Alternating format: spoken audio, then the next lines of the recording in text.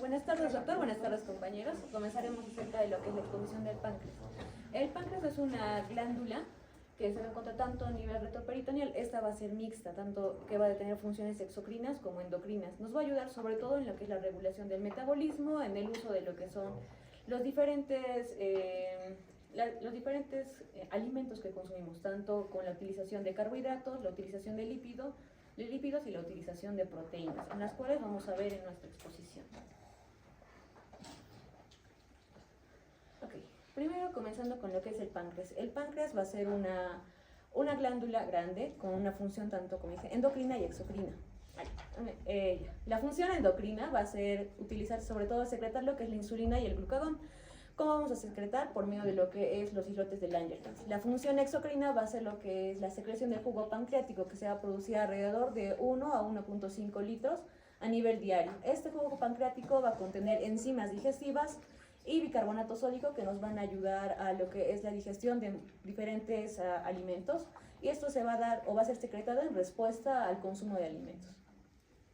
¿Cuál es la estructura del páncreas a nivel exocrino? Va a estar compuesto por lo que son los acinos pancreáticos. Estos se van a encargar de la secreción de diferentes enzimas digestivas pancreáticas, como lo que es la amilasa en la digestión de lo que son los carbohidratos, la lipasa en la digestión de lípidos, la tripsina y la quimiotripsina en la digestión de proteínas, que veremos adelante. Estos van a ser secretados hacia lo que son los conductos pancreáticos. Vamos a tener dos tipos de conductos pancreáticos, los pequeños y los grandes. Los pequeños van a liberar lo que es el bicarbonato de sodio y los grandes van a llevar las diferentes enzimas digestivas. Entonces, la secreción va a ser tanto de enzimas digestivas como bicarbonato de sodio. Estas van a viajar por medio del conducto pancreático principal, o también llamado conducto de Wilson. Este conducto se va a unir al colédoco, como podemos ver, antes de entrar al duodeno.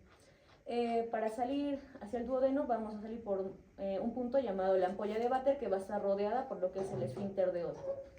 Entonces, cuando la secreción va a aumentar, cuando el quimo va a llegar a las primeras porciones del duodeno. La secreción va a depender tanto también de lo que consumimos. Si lo que vamos a consumir va a ser ácido, se va a secretar más bicarbonato de sodio.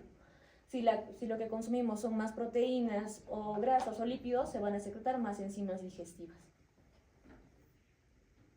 Ahora, en cuanto a las enzimas pancreáticas digestivas, estas van a digerir los diferentes tipos de alimentos como proteínas, carbohidratos y lípidos. Y también vamos a lo que es secretar el bicarbonato. El bicarbonato que nos va a ayudar a neutralizar la digestión, sobre todo del ácido graso, que va a pasar del estómago hacia el duodeno. Esto va a hacer que la digestión se neutralice y haya un ambiente mucho más alcalino para una digestión óptima. Entonces, ¿qué enzimas vamos a utilizar para cada alimento? Para los carbohidratos utilizamos la amilasa pancreática. ¿Cuál es su función? Va a degradar lo que es el almidón y el glucógeno, exceptuando lo que es la celulosa. Lo va a separar en lo que son disacáridos y trisacáridos. Las grasas, vamos a utilizar 3 enzimas digestivas, que es la lipasa pancreática, el colesterol esterasa y la fosfolipasa. La lipasa pancreática va a hidrolizar los triglicéridos en ácidos grasos y monoglicéridos. El colesterol esterasa va a actuar sobre los ésteres de colesterol y la fosfolipasa va a romper fosfolípidos para poder liberar los ácidos grasos. Ahora, en las proteínas hay 3 principales enzimas digestivas. Una es la tripsina, que es la más abundante, la quimiotripsina y la carboxipeptidasa. La tripsina y la quimiotripsina van a convertir las proteínas en péptidos. La carboxipolipeptidasa va a romper los péptidos en aminoácidos y va a completar la digestión proteica. ¿Cómo se van a secretar estas proteínas? Primero se va a secretar lo que es la tripsina, el tripsinógeno de forma inactiva. Esta va a ser activada por la enterocinasa, que va a ser secretada por la mucosa del duodeno. Y al activarse el tripsinógeno, tripsina, también va a activar las 2 siguientes enzimas, que son, sus primeras enzimas, o las proenzimas, van a ser la quimotripsinógeno, y lo va a convertir a quimotripsina. La procarboxipolipeptidasa, y la va a convertir a carboxipolipeptidasa. Estas van a ser activadas fuera del páncreas. ¿Qué pasa si se activan dentro del páncreas? Puede haber una autodigestión, y aquí lo vamos a explicar. ¿Qué es lo que produce el páncreas, o qué es lo que secreta el páncreas para evitar que estas enzimas puedan autodigerirlo? Va a secreta lo que es el inhibidor de tripsina, ya que la tripsina activa las demás enzimas. Esto va a bloquear la activación prematura a nivel del páncreas, entonces va a hacer que estos se activen fuera del páncreas. Esto va a ser clave porque nos va a evitar el riesgo de una autodigestión. Ahora, ¿qué es lo que pasa, por ejemplo, si hay una lesión o una obstrucción a nivel de los conductos secretorios del páncreas? Estas enzimas se van a acumular. Va a fallar lo que es el inhibidor de la tripsina y van a activarse de manera prematura estas enzimas y van a autodigerir el páncreas. Y esto es, por ejemplo, la fisiopatología y la pancreatitis aguda, que es básicamente la autodigestión del páncreas. Vamos a continuar con lo que es la secreción del ion bicarbonato. Ahora va a tener dos componentes principales, lo que viene a ser el jugo pancreático, que se va a componer de agua y bicarbonato, ¿no? Que estos van a ser secretados sobre todo por las células epiteliales de los conductillos o también por los conductos que nacen de los acinos. Y su función principal del bicarbonato viene a ser a neutralizar lo que viene a ser el ácido del estómago. Ahora, ¿cómo se forma el bicarbonato dentro de la célula? Como primer paso vamos a tener que el CO2 se va a difundir desde la sangre hacia la célula y dentro de ella se va a unir lo que viene a ser el CO2 con el agua gracias a la anhidrasa carbónica y la va a convertir en ácido carbónico. Ahora, se disocia en lo que viene a ser un hidrógeno y un bicarbonato, ¿no? Además que va a entrar el bicarbonato desde la sangre hacia el cotransporte, por los cotransportes de sodio. Ahora, como paso 2, también hay un intercambio de lo que viene a ser el bicarbonato con el cloro, donde el cloro se secreta a la luz del conducto y se va a intercambiar por cloro, ¿no? Y va a hacer lo que entra el cloro y va a salir lo que es el bicarbonato, ¿no? Ahora, el cloro que entra también puede volver a salir por los canales de cloro. Y también tenemos como paso 3 la eliminación del hidrógeno. Ahora, el hidrógeno que se produce del intercambio por el sodio, como podemos observar en la imagen, en la membrana vasolateral hacia la sangre, también entra lo que es el sodio junto con el bicarbonato. Desde la sangre, ¿no? Esa es la eliminación del hidrógeno. Y también tenemos el paso 4, que es la entrada del sodio y la salida del potasio, en donde el sodio y el potasio son transportadores activamente, que son gracias a la bomba de sodio-potasio ATPasa, que va a gastar lo que viene a ser el ATP, ¿no? Y como quinto paso, bueno, tenemos que es la secreción de agua, en donde el sodio y el agua también pasan hacia la luz del conducto, arrastrando por los gradientes osmóticos, que va a generar una solución isosmótica, ¿no? Ahora, también tenemos otro punto que es la regulación de la secreción del páncreas. Esto se va a dar por 3 estímulos principales, que vienen a ser la acetilcolina, la colecistocinina y la secretina. La acetilcolina va a ser liberada por el nervio vago y por el sistema entérico. Este va a estimular a las células acinares y va a participar sobre todo en lo que es la fase cefálica y la fase gástrica. La colecistocinina va a ser secretada por el duodeno y el yeyuno cuando hay grasas y proteínas y va a activar a lo que vienen a ser a las células acinares. También tenemos a lo que es la secretina, que va a ser liberada por el duodeno al contacto con el ácido y va a estimular lo que vienen a ser las células ductales para la secreción del bicarbonato. Ahora aquí tenemos un pequeño cuadro en donde estamos comparando lo que era la secretina y la colecistocinina, donde su origen en la secretina va a ser en las células C del duodeno y del yeyuno, y en la colecistocinina, bueno, va a ser las células I del duodeno y del yeyuno, pero proximal, ¿no? Ahora, en la secretina, ¿a través de qué estímulo se va a presentar? Bueno, por un pH menor a 4.5, y en la colecistocinina, bueno, puede ser por las peptonas, la proteasa y los ácidos grasos. Ahora, su función principal de esta secretina es que va a estimular lo que viene a ser la secreción del bicarbonato pancreático.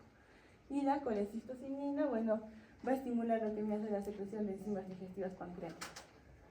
Ahora, como ya habíamos dicho, la secretina va a actuar sobre las células ductales del páncreas, pero la colecistocinina va a actuar sobre las células acinares del páncreas. Su efecto principal en la secretina va a ser estimular la secreción acuosa, que va a ser rica en lo que viene a ser el bicarbonato, por las células ductales, y en la colecistocinina va a haber una estimulación de la secreción de enzimas digestivas por las células acinarias. Y su objetivo fisiológico principal en la secretina va a ser neutralizar lo que viene a ser el ácido gástrico y proteger sobre todo lo que es la mucosa duodenal, ¿no? Y en la colecistocinina, bueno, va a favorecer a la digestión de lo que viene a ser proteínas y grasas.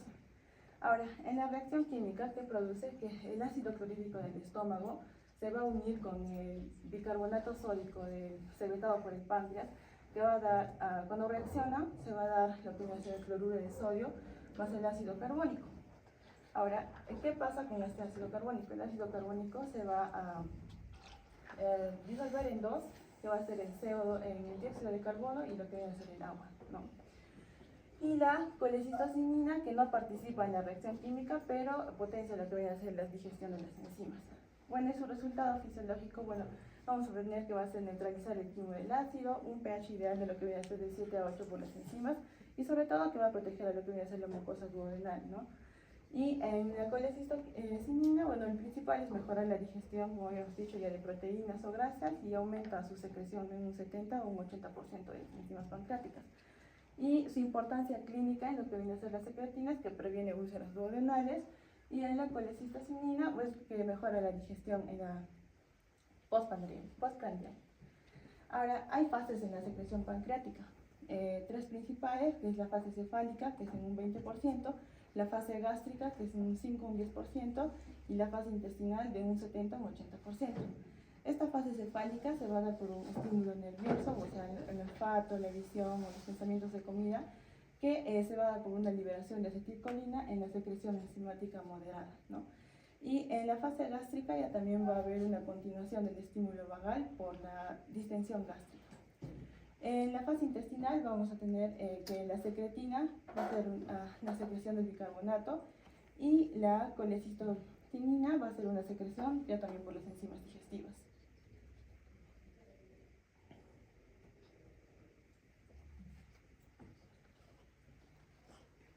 Ya, bueno, ahora vamos a hablar sobre la insulina, el glucagón y la diabetes. Recordando que el páncreas, aparte de que tiene funciones digestivas, va a llegar a secretar tanto la insulina como el glucagón, las cuales van a llegar a ser esenciales para la regulación del metabolismo tanto de la glucosa, los lípidos y las proteínas. Aparte de que secrete estas dos, va a llegar a secretar tanto la amilina, la somatostatina y los polipéptidos pancreáticos, de los cuales aún no se llega a especificar sus funciones. Con respecto a la insulina y sus efectos, históricamente se le conoce a la insulina como que está asociada al azúcar en sangre, los cuales tienen efectos sobre el metabolismo de los hidratos de carbono. Si hay anomalías en el metabolismo del lipídico, va a llegar a provocar tanto acidosis como arteriosclerosis, los cuales llegan a ser importantes tanto para la morbilidad y la muerte con respecto a la diabetes mellitus. Con respecto se llega a asociar a la hormona con respecto a la abundancia de energía, y esto es a través del consumo de los alimentos a partir de un exceso de hidratos de carbono, lo cual va a hacer que haya un incremento de insulina. La insulina llega a desempeña una función con respecto al almacenamiento de energía, y esto va a ser a través del glucógeno, tanto en el hígado como en los músculos. En caso de que haya un exceso de los hidratos y no se puedan almacenar, esto se va a llegar a convertir en grasa, y se va a llegar en grasa en el tejido adiposo. Con respecto a las proteínas, la insulina llega a ejercer un efecto directo sobre estas, lo cual va a hacer que haya una mayor absorción, y estas se llegan a transformar en proteínas. Y la insulina también llega a inhibir la degradación de las proteínas. Con respecto a datos un poco químicos de la insulina, vemos que su peso molecular va a ser de 5.808 daltons. Su composición de esta llega a ser a través de dos cadenas de aminoácidos que van a llegar a estar unidas por enlace de disulfuro, en este caso, que vamos a ver acá. Y en caso de que estas se separen, se va a llegar a omitir su efecto. Con respecto a la semivida plasmática, esta llega a tener aproximadamente 6 minutos en el torrente sanguíneo. En caso de la síntesis de la insulina, vamos a ver que estas se van a llegar a sintetizar en las células beta, junto a la maquinaria habitual para la síntesis de proteínas. Primero vamos a ver que van a estar en los ribosomas acoplados al retículo endoplasmático, lo cual van a traducirse en el ARN de la insulina, formando una preinsulina, el cual llega a tener un peso aproximado de 11.500. Esta preinsulina se va a llegar a desdoblar en el retículo endoplasmático, formando la proinsulina, que es la imagen que se observa arriba, la cual va a constar de 3 cadenas, tanto la cadena A, la cadena B y la cadena C, que van a estar unidos por enlaces de sulfuro. La mayor parte de esta proinsulina se va a llegar a absorber mediante una escisión en el aparato de Golgi, formando en sí la insulina, en la cual anteriormente vimos que va a estar formado por 2 cadenas, la A y la B, en la cual va a estar unidos del disulfuro y una cadena C. La insulina y el péptido C se van a llegar a empaquetar en los gránulos secretores y van a llegar a ser secretados, y aproximadamente de un 5 al 10% de estos llegan a ser en sí la preinsulina, y recalcando que la preinsulina y el péptido C llegan a carecer una actividad insulínica. El péptido C llega a tener una estructura de una membrana que llega a desencadenar por lo menos 2 sistemas enzimáticos que llegan a ser tanto la adenosina trifosfato de sodio de potasio y el óxido nítrico sintetasa endotelial. Recuerda que la mayor parte de la insulina que va a ser liberada va a llegar a circular libremente en caso que no esté formada o no esté ligada a las proteínas transportadoras, lo cual estas van a llegar a desaparecer de unos 10 a 15 minutos. Y el resto de la insulina que va a llegar a ser degradada por una enzima de la insulinasa, excepto las que van a estar unidas a los receptores de las células efectoras. Con respecto a la activación de esta, vamos a ver que para que haya un efecto tiene que unirse y activarse a la proteína receptora de la membrana. Y recordad que los receptores de la insulina van a ser 4 subunidades, 2 unidades beta que van a llegar a atravesar la membrana celular, y las 2 unidades alfa que llegan a estar unidas por los puentes de disulfuro. La insulina se va a llegar a unir a las subunidades alfa, lo cual va a generar que van a estar también unidas, al estar unidas por los puentes, van a llegar a generar una autofosforilación, lo cual esta va a hacer que los receptores beta activen a la tirosina sinasa, y esta a la vez va a llegar a activar otros sustratos, por ejemplo, a los sustratos de receptor de insulina, los cuales pueden llegar a sintetizar síntesis de grasa, proteínas o glucógeno. Estas enzimas pueden tanto activar o inactivar a otras, y este va a ser el mecanismo por el cual van a llegar a hacer el metabolismo tanto de los hidratos de carbono, de los lípidos o de las proteínas. Con respecto a los efectos que llega a estimular la insulina, llega a ser tanto el incremento de la captación de la glucosa, que esto va a ser a través de la unión de la insulina a sus receptores de la membrana. La membrana se va a hacer más permeable tanto para los aminoácidos y para los iones de potasio y fosfato, lo cual va a ser un incremento de su transporte de estos. Y en caso de unos 10 a 15 minutos posteriores, los efectos van a llegar a ser mucho más lentos, lo cual van a llegar a causar actividades en las enzimas. También llega a durar durante horas o días, pero estos llegan a tener también efectos más lentos.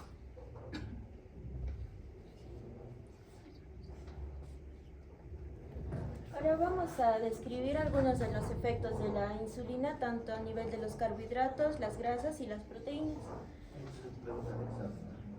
Ya, aquí tenemos primero cómo es el efecto de la insulina sobre el metabolismo de los carbohidratos. Esta insulina va a actuar tanto a nivel de las células musculares, de las células hepáticas, y vamos a ver cómo esta va a interactuar con el encéfalo. Ahora, a nivel de las células musculares, principalmente vamos a ver que estas células musculares, cuando están en reposo, no van a usar glucosa, sino que van a usar los ácidos grasos como la principal fuente de energía, ya que sus membranas son poco permeables a la glucosa. Pero ¿en qué momento va a usar la glucosa como fuente de energía? Existen 2 casos: el del ejercicio moderado o intenso, en el cual la contracción muscular por sí misma va a promover la translocación de los GLUT4 hacia las membranas celulares para que ingrese la glucosa. Y por otro lado, vamos a tener al postprandial, cuando hay una ingesta de alimentos, sobre todo si esta es rica en carbohidratos, y esta va a generar que ante la elevación de los niveles de glucosa también va a empezar a secretarse lo que es la insulina. Ahora, cuando tenemos, después de haber comido, si no realizamos ejercicio, no vamos a utilizar la glucosa como tal porque no se está generando contracción de los músculos como tal. Y esto va a hacer que la glucosa que ha ingresado en el interior de las células musculares se almacenen en forma de glucógeno hasta llegar a un 2 a 3% del peso del músculo como tal, hasta que se tenga un estímulo para la demanda de energía, que sería en el caso de un ejercicio moderado o intenso. Aquí podemos ver un gráfico cómo es que actúa la insulina a nivel de las células musculares. Aquí podemos ver que en la parte inferior tenemos a la glucosa extracelular y en la otra parte tenemos a la glucosa intracelular. En el caso de que no se utilice insulina, a pesar de que los valores de la glucosa extracelular estén muy elevados, no va a ingresar al interior de las células. Pero cuando tenemos insulina, vemos que los valores de la glucosa intracelular empiezan a elevarse. Ahora, a nivel de las células hepáticas, esta va a servir tanto para la captación, el almacenamiento y el uso de la glucosa. En el caso del almacenamiento, esta va a almacenarlo en forma de glucógeno hasta llegar a unos 5 a 6% del peso del hígado como tal.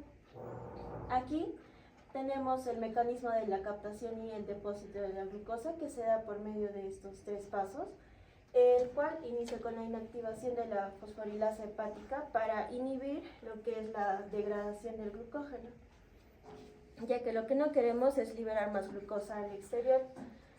Otro es la estimulación de la glucosinasa, que va a fosforilar la glucosa para que ésta, una vez que ingrese a las células, ya no pueda salir como tal y quede atrapada dentro del hepatocito.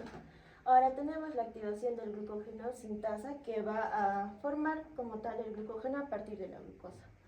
Ahora, este proceso de la liberación de la glucosa es inverso a lo ya mencionado anteriormente, ya que después de haber ingerido comida, en este caso,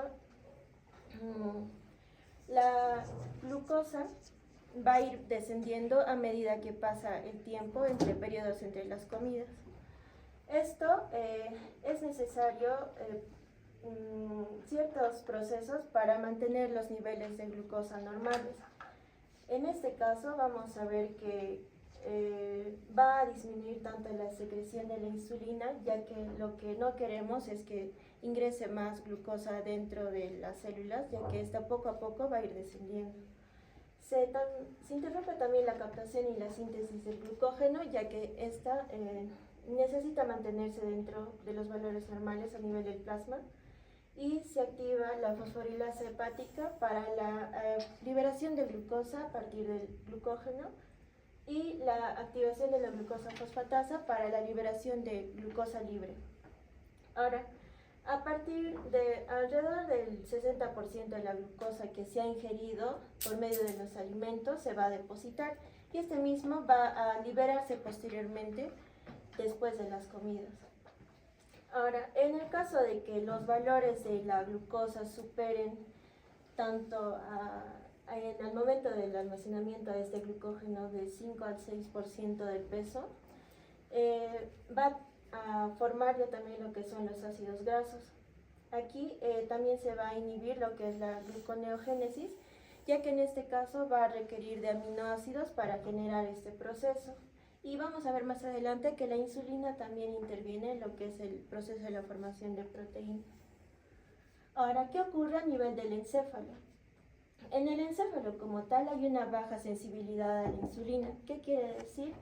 Que esta por lo general es muy permeable a la glucosa y por tanto no va a necesitar de insulina para que ésta pueda ingresar al interior de las células.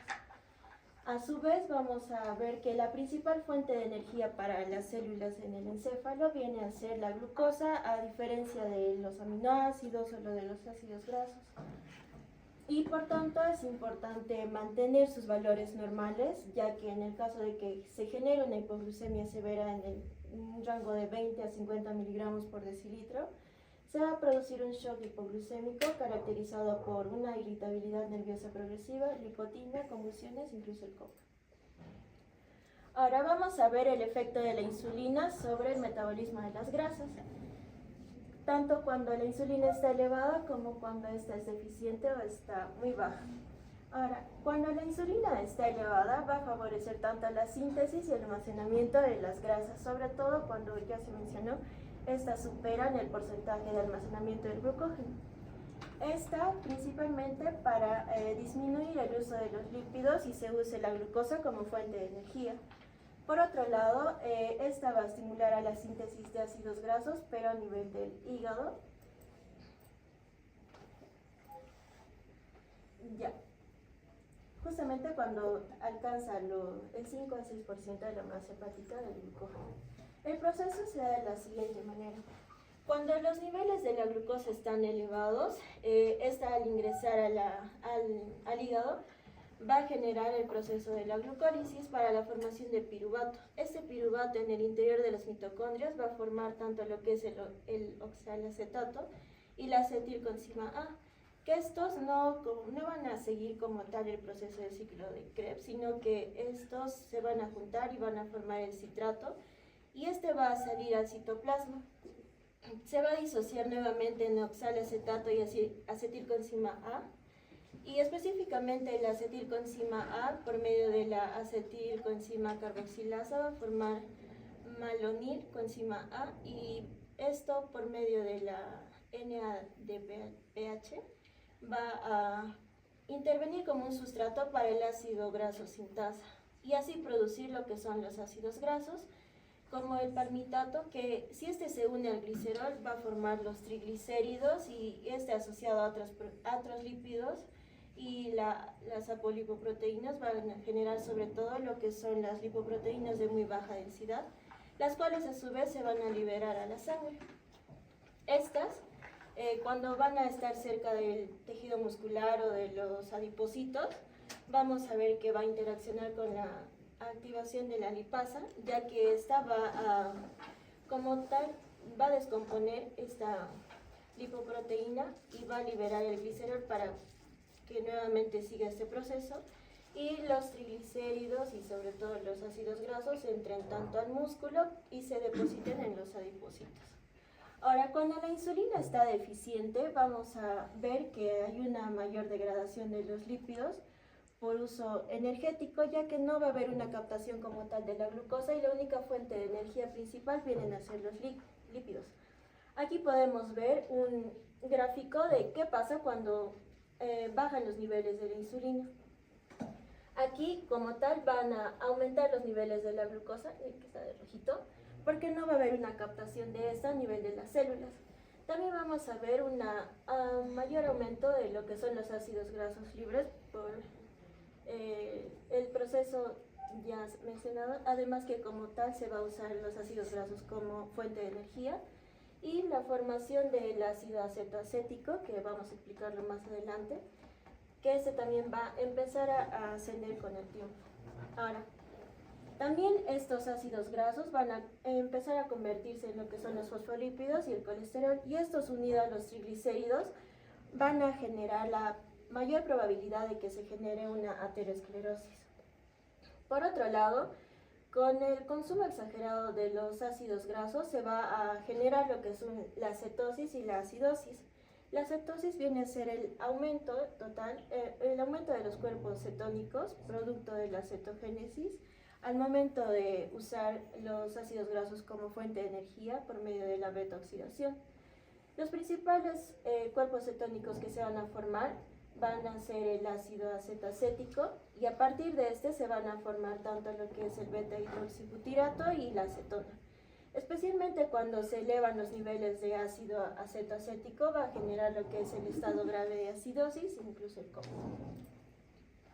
Ahora, continuamos con el efecto de la insulina sobre el metabolismo de las proteínas y cómo este se asocia con el crecimiento, acoplado también a la hormona de crecimiento. Bien, vamos a ver que la principal función de la insulina en este caso va a ser la absorción de los aminoácidos a nivel de las células. Aminoácidos como la leucina, la isoleucina, la tripsina. También vamos a ver que va a aumentar la traducción de los ARN mensajeros para la formación de proteínas y también va a acelerar la transcripción de secuencias de ARN justamente para acelerar el proceso de la traducción de ARN. También va a inhibir el catabolismo de las proteínas, sobre todo a nivel del tejido muscular, y a nivel del hígado va a disminuir el ritmo de la glucogenia, ya que esta depende de aminoácidos. Por otro lado, vamos a ver que la deficiencia de la insulina en este caso va a generar una menor síntesis y mayor degradación de lo que son las proteínas, porque se van a usar en este caso lo que son los aminoácidos como fuente de energía, y eso va a producir un aumento de lo que es la urea y mayor depuración de esta a nivel de los riñones. Ahora, ¿cómo esta insulina interactúa con la hormona del crecimiento? Se ha realizado estudios y se ha establecido que se necesita tanto la insulina como la hormona del crecimiento para generar un mayor crecimiento, ya que se ha evaluado mediante este gráfico en el cual a una ratita se le ha extirpado tanto lo que es el páncreas como la hipófisis para ver cómo funcionan estas dos de manera independiente. Se le ha suministrado la hormona de crecimiento y se ha evaluado que no hay un aumento significativo del peso a comparación del inicial. Por otro lado, se le ha suministrado insulina independientemente y tampoco se ha visto un aumento significativo del peso. Pero cuando se suministran las dos simultáneamente, se puede ver que hay un incremento del peso y del crecimiento de manera rápida. Y esto se podría decir que se debe a que cada una de estas hormonas ayuda a lo que es la captación de diferentes tipos o específicos de aminoácidos. Ahora, con respecto a los mecanismos de secreción de la insulina, esta principalmente ocurre cuando la glucosa está elevada en la sangre. Bien, aquí tenemos que la glucosa cuando está elevada va a entrar sobre todo por los canales GLUT2 a las células beta del páncreas. En este caso, la glucosa que ha ingresado a las células por medio de la glucosinasa se va a transformar en la glucosa 6-fosfato y después por la glucólisis y la fosforilación oxidativa va a generar lo que es el aumento de la producción del ATP. Cuando los niveles de ATP están elevados, va a generar el cierre de los canales de potasio dependientes de ATP. Esto va a despolarizar a la membrana de las células beta y posteriormente va a generar la apertura de los canales de calcio. Este calcio en el interior de las células va a generar la liberación de las vesículas que tienen en su interior la insulina y estas posteriormente se van a fusionar con la membrana de las células y así liberándose hacia la sangre. Ahora, con respecto al control de la secreción de la insulina, esta principalmente está dado por el aumento, el incremento de la glucosa en la sangre. Cuando se incrementa la glucosa se van a generar dos fases. La primera fase que ocurre entre los 3 a 5 primeros minutos, en este caso se da la liberación de la insulina ya almacenada previamente y estos llegan incluso a niveles de 10 veces su valor normal.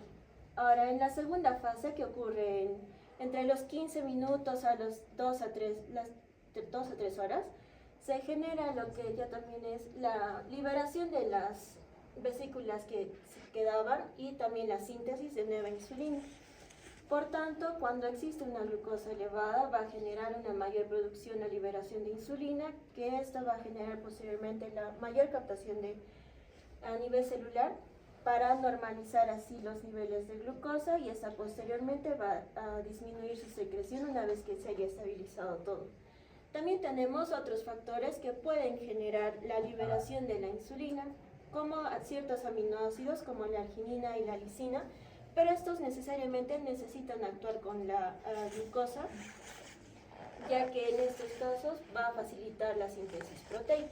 Ahora, a nivel del tracto gastrointestinal vamos a tener las incretinas GLP-1 y GIP para anticipar la secreción inicial de la insulina cuando se está empezando a lo que es consumir alimentos.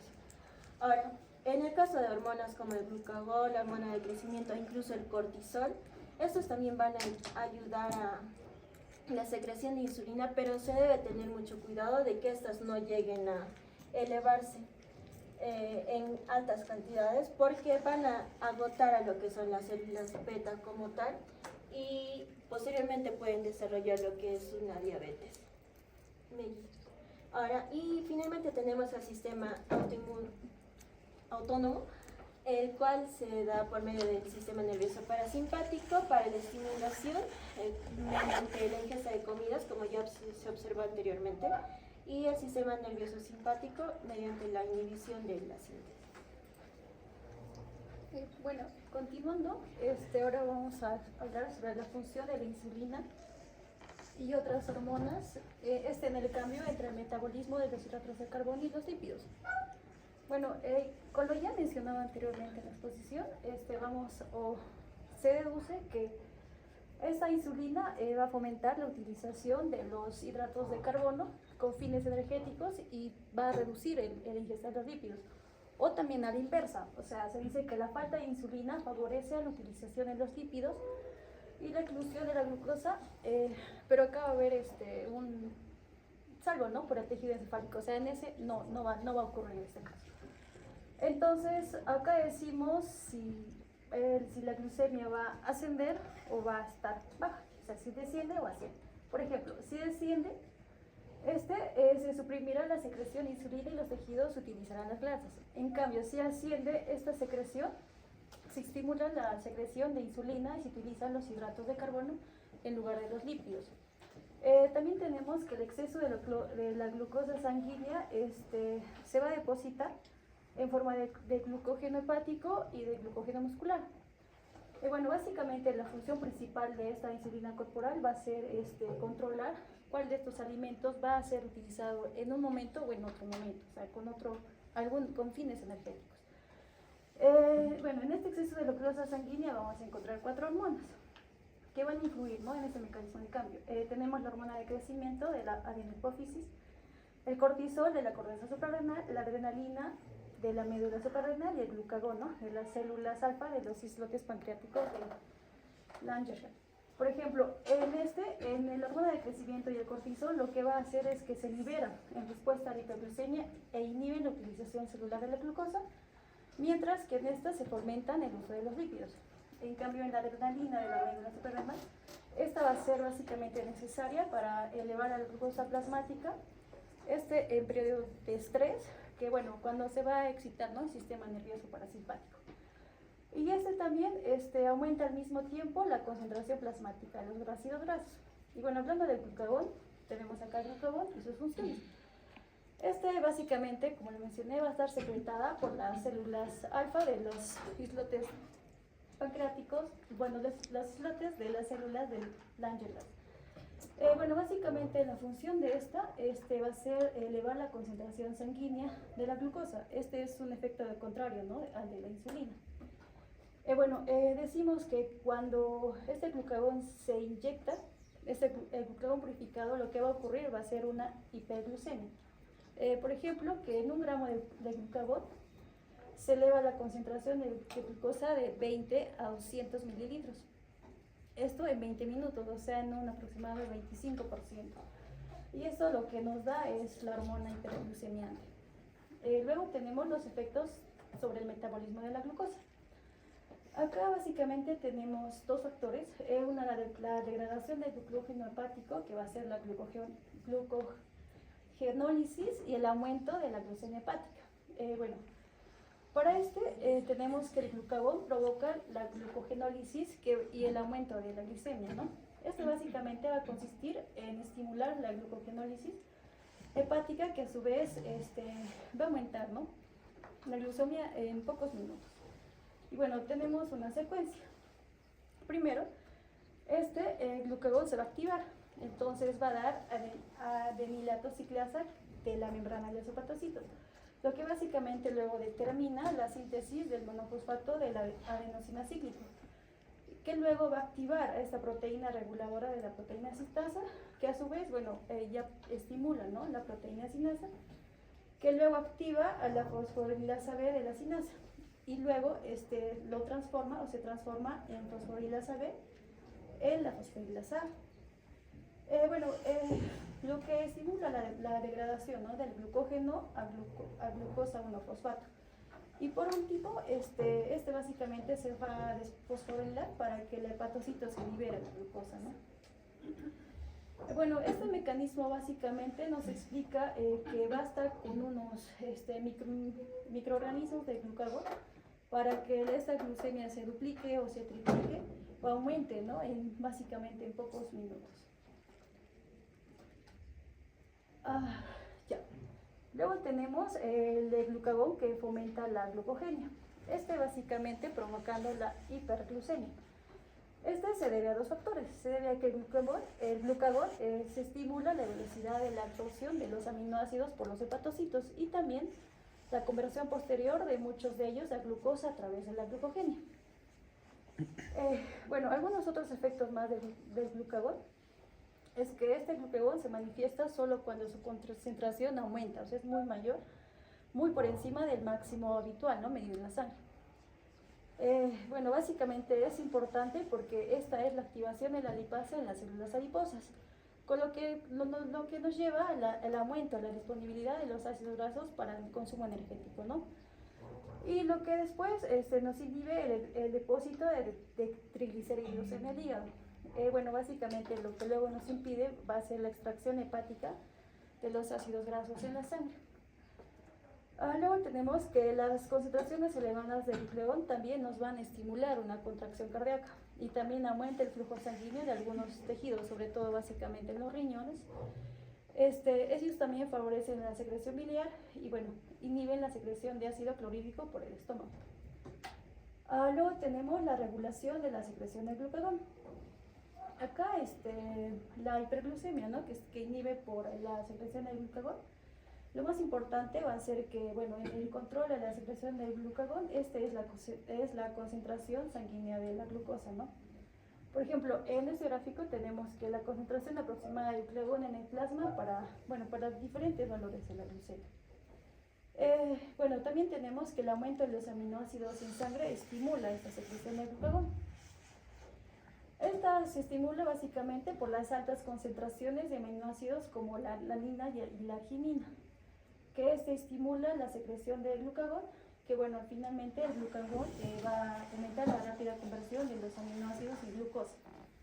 Luego tenemos que el ejercicio estimula la secreción del glucagón, o sea, cuando hacemos mucho ejercicio, ¿no?, el ejercicio agotador, que básicamente cuadriplica o quintuplica la concentración sanguínea de este glucagón. Luego tenemos la somatostatina, que inhibe la secreción de glucagón e insulina, que esta a su vez va a tener efectos inhibidores, varios efectos inhibidores que, por ejemplo, tenemos que la somatostatina actúa localmente sobre los propios islotes de las células de estas células del Langerhans y reduce la secreción de insulina y glucagón. También, la somatostatina, reduce la motilidad del estómago, el duodeno y la vesícula biliar. Esta somatostatina también disminuye, por tanto, la secreción como absorción por el tubo digestivo. También decimos que la somatostatina nos va a dar el aumento de la glicemia, el aumento de los aminoácidos, el aumento de los ácidos grasos y el aumento de la concentración de algunas hormonas gastrointestinales.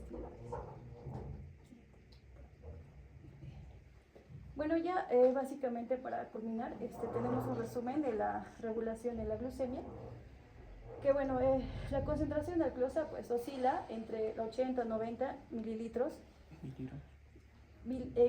mililitros por la mañana antes del desayuno, pero después va ascendiendo, que llega hasta de 120 a 140 miligramos por mililitros en las primeras horas de la ingesta, ¿no?, de una comida. Acá vamos a tener 4 mecanismos implicados. El hígado va a funcionar como un importante sistema, ¿no?, como amortiguador de esa glicemia, que básicamente la glucemia se aumenta después de una ingesta y el ritmo de secreción de la insulina también se aumenta. Tenemos también que la insulina y el glucagón operan como sistemas de retroalimentación esenciales para mantener la glucosa entre sus valores normales, ¿no?, sus límites normales. Entonces aquí la concentración de la glucosa aumenta, y este aumento en la secreción de la insulina reduce la glicemia. Luego tenemos que además que, bueno, la adrenalina aumenta la liberación de la glucosa por el hígado. Esto es lo que nos ayuda a, bueno, nos protege, ¿no?, frente a la hipoglucemia intensa. Y por último, que bueno, durante ya pasado horas o días, la hormona de crecimiento como el cortisol se libera y bueno, nos va a dar una respuesta a una hipoglucemia prolongada. Bueno, ahora, ¿por qué es importante la regulación de la glucemia? Entonces nos hacemos la pregunta, o cabe preguntar, ¿por qué es tan importante mantener la glucemia constante, dado que casi todos los tejidos pueden pasar a la utilización de grasas y proteínas con fines energéticos cuando falta glucosa? Pues básicamente la respuesta es que la glucosa va a ser el único nutriente utilizado de forma habitual por el encéfalo, la retina y el epitelio germinal de las gónadas. Que esto en cantidades es suficiente para disponer de energía en cantidades óptimas, ¿no? Y por lo tanto, pues decimos que el mantenimiento de la glicemia dentro de los valores normales va a ser esencial para aportar nutrición a todos estos tejidos. Y bueno, recordar también que la glucemia no se eleva en exceso por varios motivos. Tenemos que la glucosa puede ejercer una presión osmótica y tensa en el líquido extracelular, y esto nos podría provocar una deshidratación. También que la concentración de la glucosa excesiva se produce, ¿no?, por la pérdida de la orina, y bueno, básicamente esta pérdida nos va a producir una diuresis osmótica renal que hace descender, ¿no?, los electrolitos y los líquidos también. Y también el ascenso de la glucemia causa daño en los vasos sanguíneos y bueno, algunas lesiones vasculares junto con la diabetes mellitus. Y esto nos aumenta, ¿no?, el riesgo de quizá padecer ataques al corazón, algún ictus, una insuficiencia renal crónica o quizá la ceguera. ¿Sí? La bibliografía actual es esta.